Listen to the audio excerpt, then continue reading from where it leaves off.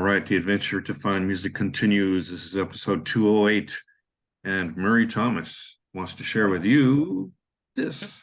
Okay, well, I am going to do, I've watched a number of, talking about music videos by now, and there seems to be a common thing where people go through their vinyl collection, and they go like, look, here's an album, it has songs on it, it's great. Oh, here's another great album, it also has great songs on it.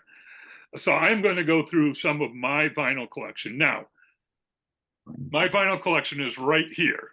That's my entire vinyl collection these days. I have to give you a little bit of my personal history. I have moved cross country several times, and every time I moved cross country, I got rid of stuff.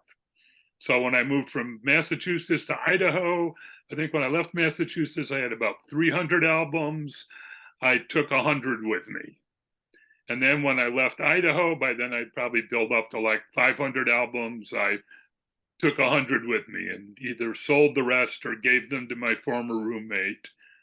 And then I rebuilt my collection somewhat when I moved to California, even though by then I was buying CDs.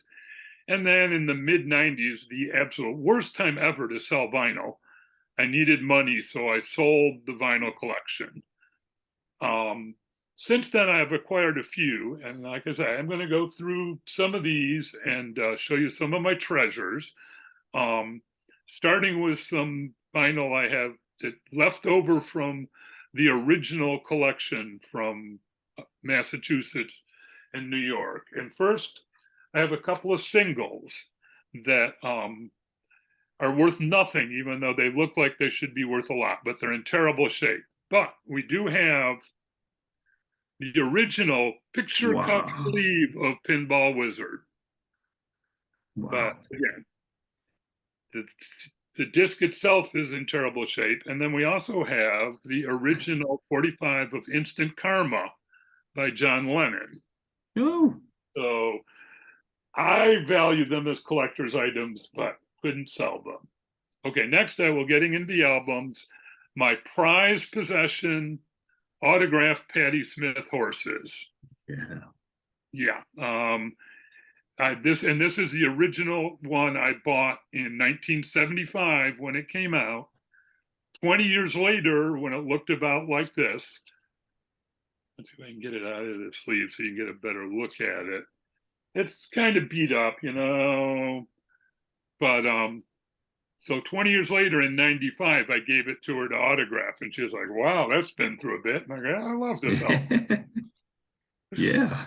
So, okay, and then just a couple, might go back in there. A couple of, like I say, random remnants from my collection. Tyranny Mutation, Blue Oyster Cult, one of my favorite albums ever. I've talked about it here. Rhapsody in Blue by the Good Rats. I've talked about that here. Here we have a nice collector's item. Stiff's Live. This was put out by Stiff Records in like 79, and it has Ian Nick Lowe, Blockheads, Nick Lowe, Elvis Costello, Reckless Eric on it. All recorded live because they were all on Stiff Records, and they did a tour together in like 78 or something. And so, wow, cool on that.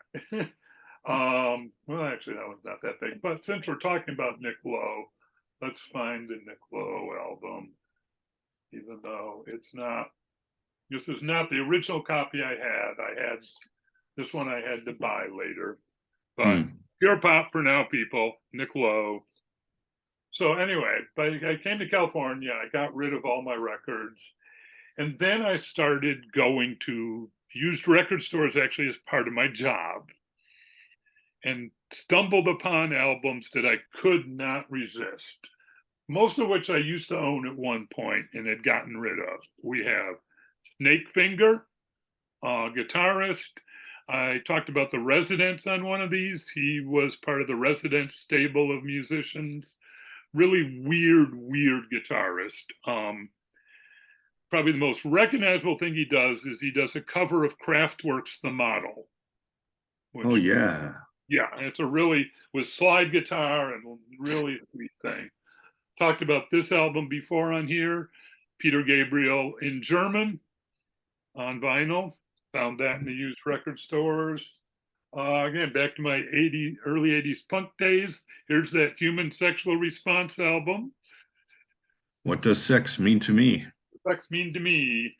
And also, I think their closest thing they really had to a hit was Jackie Onassis, which was a big hit in Boston, where they were from. They did a good remake of Cool Jerk too. That was really cool. Yep, that's on here. Yeah. A sort of best of Crack the Sky album. Crack the Sky were another East Coast band, really big in the around here in Rochester in the late 70s. Another band, just like Good Rats, that I neglected to ever go see. Golden Palominos. They did sort of weird history. I know, Fred, you may be able to tell more about the history of the Golden Palominos than I actually can. But on this album, they recorded with a bunch of different people. And this album has people like Bill Laswell, Richard Thompson, Michael Stipe, Anton Freer. I know like John Linden does vocals on one of these. Just really weird collection of musicians under I'm not even sure who was. I guess Anton Freer is the guy who was in charge of them. I had a CD of them with a poet named Nicole Blackman on it that was really interesting. A random collection put together in '82 of like early British psychedelia, including some songs by Davy Jones in the Lower Third. You may know that's David Bowie. Yeah. And then just the Pretty Things are on here. Then I don't know, Keith West, The Idol Race. Very strange album. Another very strange collection album, Radio Tokyo Tapes.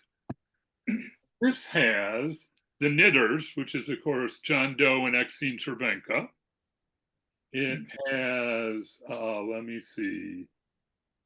What am I looking for here? Henry Rollins, Frank, Minutemen, and Linda Albertano on it.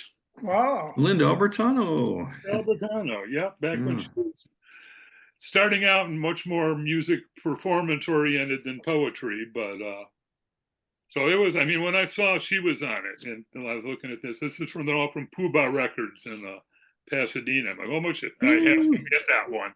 It's got Linda Albertano on it and a bunch of other great people. Other people you may know, Wiebe Garretson. She's a LA poet, spoken word person. And yeah, these are my bands I know. Okay, and then just as our final one for this today, we have Songs of the Pogo.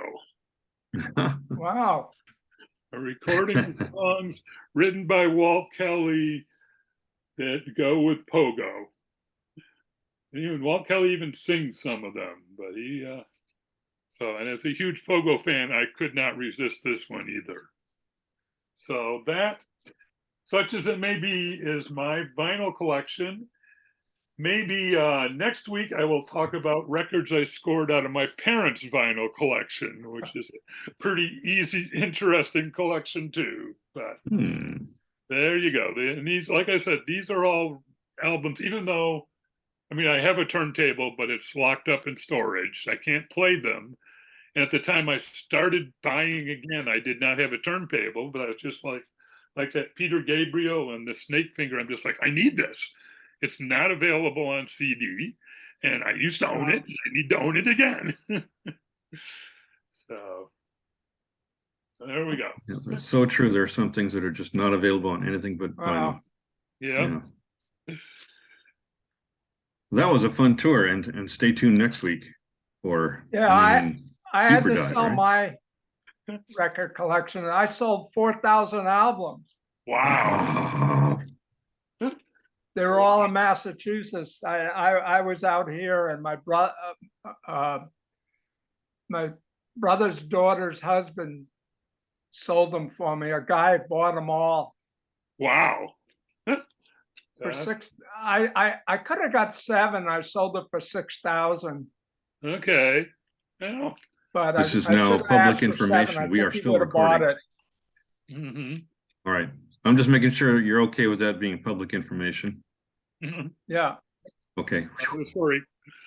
Part of that. All right. Poobahs. Ubas, yeah.